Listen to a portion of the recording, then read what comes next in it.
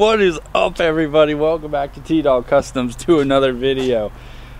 Today I'm going to be addressing some questions that I get asked all the time, and it is to go in detail a little bit on what I have done to my 94 YJ Jeep with the Cummins 24 valve Cummins swap in it. Probably one of the most questions I get asked a lot is, that is such a heavy engine for that Jeep, like blah blah blah blah blah blah blah. And it is a heavy engine, but it's not as heavy as you might think, or that people say it is, that have never even, you know, something I've found is that you get a lot of people who someone told them that it's heavy and that it's bad engine for off-roading or whatever. It is heavy, I'm not going to deny that fact, but is it possible and is it practical for this kind of application where I would say it's light off-road use? I live in Virginia. There is not it's not like Utah, Moab, like places that are, you know, verticals and a lot of downhill stuff, very steep. I just don't do that kind of wheeling out here on the East Coast. So a lot of it is a lot simpler lines and stuff like that.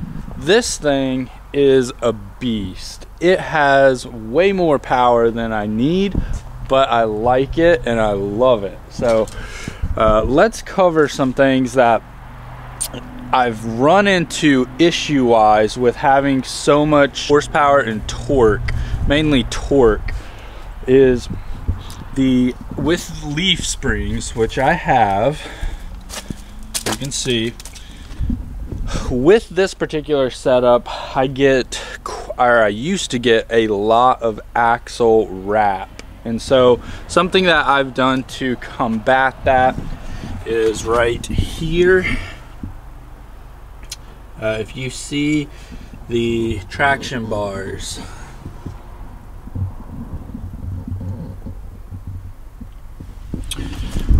so I made those myself, me and my cousin. I have that in a previous video actually, but we didn't cover it in too much detail. But we did them on both sides, obviously. That has made the biggest difference in drivability and off-roading, because before, if you were, like, let's say you were on a you know, a bumpy patch where you had to kind of like give it a little gas, let the clutch out slow, give it a little gas, and then goose it or whatever, the whole drivetrain would kind of get shocked, and I was really afraid that it was going to break something, and it probably would have broke something at some point if I did it hard enough, because what was happening is the axle was actually rotating like this, if that makes sense. And you know, as you shocked it, it would put a lot of shock on the tail housing of the transfer case, and then, you know, just follow that into the transmission. Like, all that stuff was just getting shocked really bad. Now that is not a problem. I don't have to worry. I can let out the clutch slow, and it's very stable that way. So that was probably the biggest issue that I have had with the 24 valve Cummins swap. I've got some plans here shortly.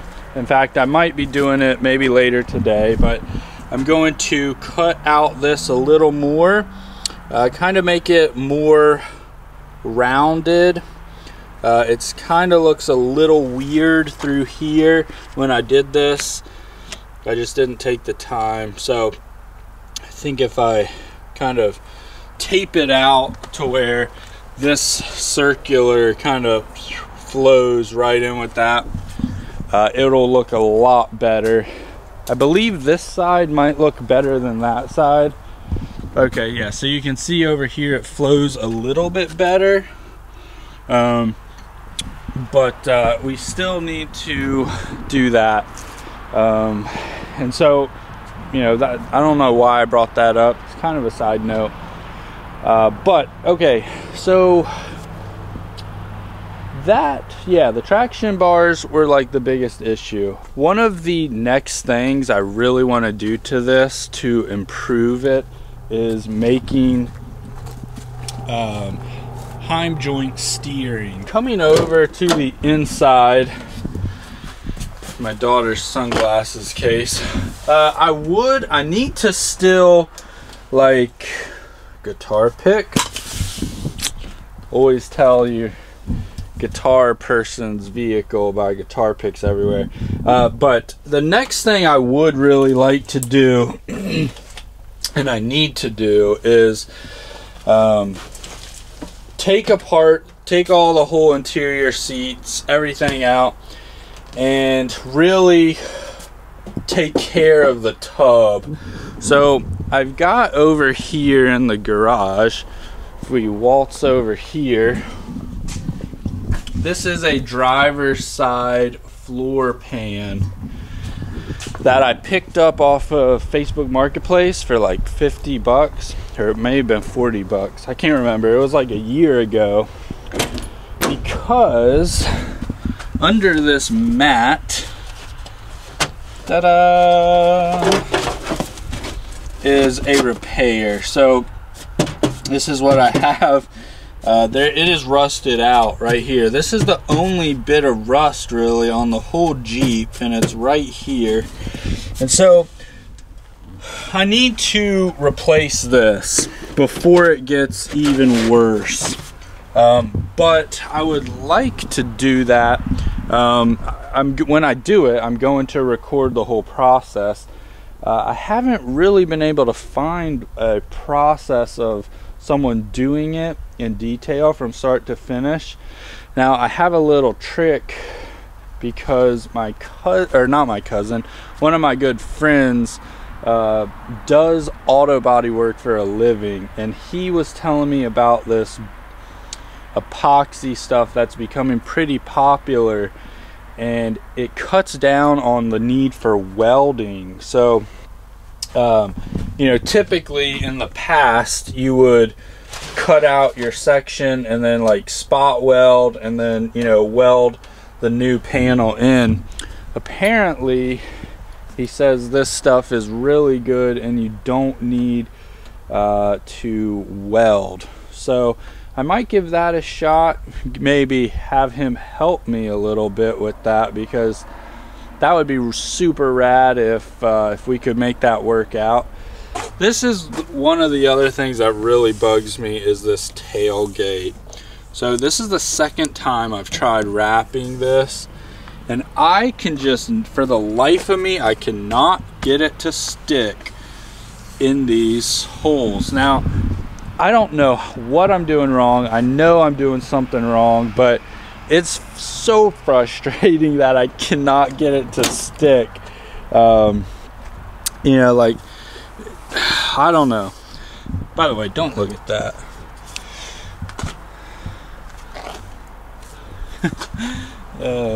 I am no rapper at all, and I don't mean music rapper, I mean rapping vehicles, because yeah, I did okay enough to like get it done, and you can, you know, if you stand, you know, 20 yards away, you're good. It looks decent, but also need to fix this. There's a lot of things that just need tidying up, but I have some extra wrap. So if one of you guys knows how to wrap and you're in the Fredericksburg, Virginia area and you want to help me wrap my tailgate, let me know, because that would be amazing. I have the wrap already, and most shops though won't like let you bring them wrap and do it, I guess because I don't know why, but maybe their warranty or whatever. Anyways, so that's one other thing that's really bugging me about this thing. For fuel system, I skip over this a lot, but for fueling, we're running the Air Dog lift pump, and I'm running a sump. Hold on while so I'm running a sump right down here. If you can see that, got the filters there. So that is what I'm using for fuel delivery system, and I have not had any issues with it. In fact, if I were to do it again, I'd probably use the same. Really happy with everything, you know, how it came out, so no complaints there. We're going to a P pump off of a 12 valve 24 valve engine. We've got the I started with a HX35 and just recently switched to a HE351 turbo, and the difference I've noticed between the two is that this turbo spools so fast. It spools really quick, a lot quicker than the HX35. But I feel like the HX35 had more top end, which I'm not necessarily looking for top end speed with this Jeep. It's frightening enough with this current setup on here. I do not need to be going 100 miles an hour down the road, you know, pushing 45 pounds of boost.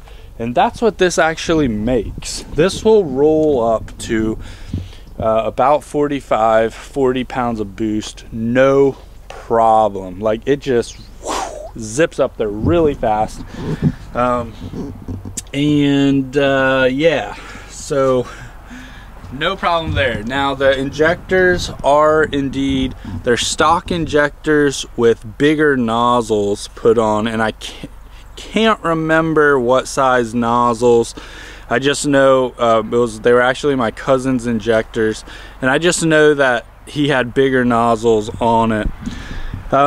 We've got a GM one-wire alternator. I highly recommend, if you are still running an external regulator for your charging system, I highly recommend throwing that in the trash and just getting a GM one-wire alternator and then doing the conversion. So down here you'll notice there's brackets I made.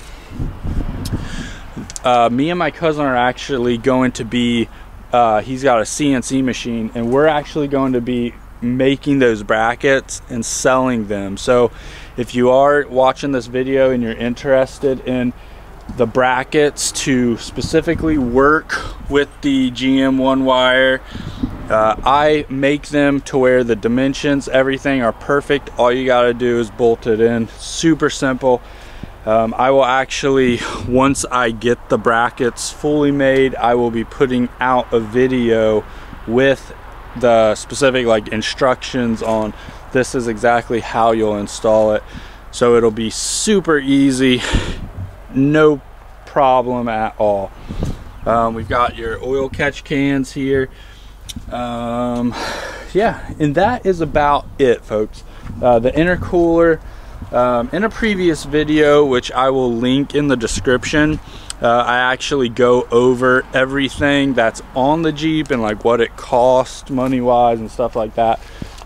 Excuse me. So I will put that in the link in the description. We're running 1-ton axles off of a, so this brings up an interesting point real quick. Every time I tell people I have 1-tons on my Jeep, and then I say they came off of a F250. So they actually did come off of a F250, and then everyone jumps in there, well, that's not a 1-ton truck, that's a 3/4 ton or whatever. the axles, guys, are the same. So the axles on this and on the F350 and F250, they are the same axles. The thing that is different is the suspension that is holding them. So, you know, for example, my F350 right there has the exact same axle as this. In fact, it's got the same wheel bearings. I can swap wheel bearings. I can swap all the components from those over to this, including brake calipers. They are set up exactly the same, which is kind of nice. If I ever was in a pinch and I needed an extra part, I can literally swap everything from here over to there and vice versa. So I don't really want to hear you guys saying in the comments of this video that it's a, you know, not a 1-ton axle swap. It is. They are the exact same. So there, that has been settled. What else? Okay. So now we move on to this spider. I think it's like a spider hood vent. That actually helped a lot with controlling engine temperatures. If you look at my small radiator here, this is for a Camaro, I believe, a 55 or something Camaro. I can't remember off the top of my head, but it is made for some car, and it cools down fine. I haven't had any issues except once when the fan stopped working, which was a electrical issue. So anyways, but the venting does help quite a bit. So you can see these vents here are facing forward, so when you're driving, air's being shoved in here, and then these vents are facing backwards, so you get like this circular rotation of air. Not to mention, air does come through here and then can be pushed out as well. It made a big difference though in just keeping things cooler. I noticed the fan wasn't kicking on near as often. That just all around was the way to go. So if you are running something like this that puts off a good amount of heat, also remember your turbo blanket, and if you wrap your downpipe, which if you look down there, if it will focus, I've wrapped the downpipe, yeah, there you go. The downpipe with a turbo blanket really does help with controlling temperatures in the truck or in the engine bay. So that's been really great. And as far as wiring goes, so if you look, I've got this ground cable running to the firewall, and it's, so the battery is actually grounding out to the firewall, which with these like kind of unibody Jeeps almost, like it's one tub, everything. Whoa. So guys, so I have the ground wire connected to the tub, which is now making everything, all this is all metal and it's tied together. So now it is making the whole chassis grounded out. So I've got my power wire running here to my fuse box, and then I've got my ground wire over here just running to the chassis right here, the trans tunnel,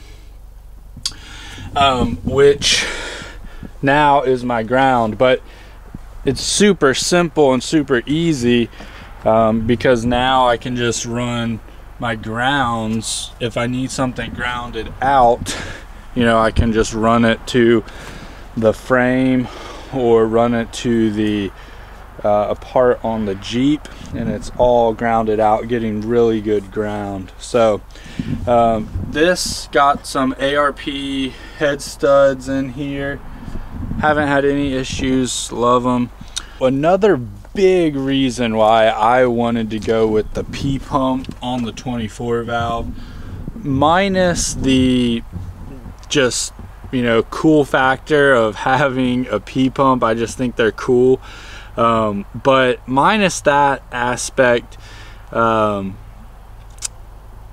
is super simple. So what I have going on here for my shutoff solenoid, you can notice that it's not electrical, it's run by cable. So right here, when I pull this out, it shuts off the fuel right here, pulls it out and shuts it off. That's my shut off, and then I turn off the key after I do that. But when I start it up, you know, you just start it up normally, because when I turn the key, I've got that hooked up to the AirDog lift pump. So obviously it all works like normal. Just when you go to shut it off, pull the shut off cable, and then it shuts off the fueling, which turns off the engine, and then you turn off the key, which turns off the fuel pump. Now, I know that was very over-explained and you probably didn't need all that, but the reason I like the mechanical aspect of everything is because if I'm out on a trail or off-wheeling, which I do intend on taking this out to Colorado, I would really like to go out there and just wheel around, have some fun, and other places like that. So when I'm out there, I don't want to have any electrical issues. Those are the worst to have when you're on the trail. And yeah, I have been in vehicles before that have had electrical issues, and it's just no fun trying to figure them out. So this literally has one wire now.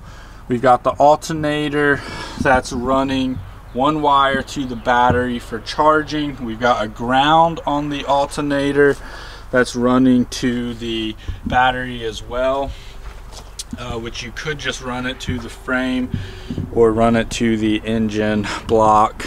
Either would work. And anyways, so we've got that one wire that is controlling that. Now, when it comes to the AirDog, I almost thought about sticking a 12 valve camshaft in here and then running a mechanical lift pump as well. I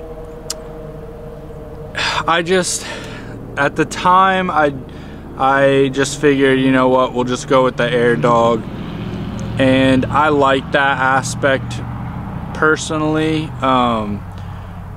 But you could have gone with the mechanical lift pump as well, which, you know, the 24 valve blocks have the same window, and I've been actually told that some of the 24 valves had the lobe on the camshaft for the mechanical lift pump. So you might want to check yours. I did check mine and it didn't have it. So I had already ordered the AirDog, and so I was like, let me just stick with that. But I don't know, there might be other pros and cons to that. You know, the pro would definitely be it's completely all mechanical, but those lift pumps I have heard can go bad too. So, you know, throw it up. The AirDog has been great, and it comes with the filtering system already on it, so you don't have to run any kind of filtering system. It's all in one, so that's pretty cool, I think, personally. So yeah, and that's it, guys. For like running, you have to control your, you know, a power source for your AirDog if you're running an AirDog. But other than that, it literally takes one wire. You've got the starter, which needs a wire. Ouch. A starter that needs your wire down here, and your alternator charging wire. and that's all it takes to run this thing. And very simple that way. So if you're doing any kind of swaps, it makes it very easy instead of having to worry about the VP pump. You know, another option if you're wanting to do mechanical, which I don't know why you would, but you could also do the VE pump on the 12 valve. If you're running a 12 valve that already has the VE pump, then you could, you know, roll with that as well. But yeah, that is pretty much the engine summed up. I'm sorry if I'm like rambling about stuff. It's just I want to try to cover everything for all the questions I get out there. The Fox Racing, these are kind of like a temporary shock setup. So is the hoop itself. Eventually I'll probably punch a hole and actually do a hoop inside here that I can actually run some nice suspension on, but that'll all come later when we do away with the leaf springs and go with you know, triangulated 4-link. As always, guys, I really appreciate you guys taking the time to watch this video. If you have any other questions, let me know. Like I said before, if you want to see more content on the Jeep or any other things, the truck, trailers, who knows, whatever, feel free to let me know. Here is the old turbo, the HX35 that I took off because it was super old and needed to be retired, and so that's why we went with the HE351, and so far it's been working perfecto and haven't had any issues. I'll get off here. Peace.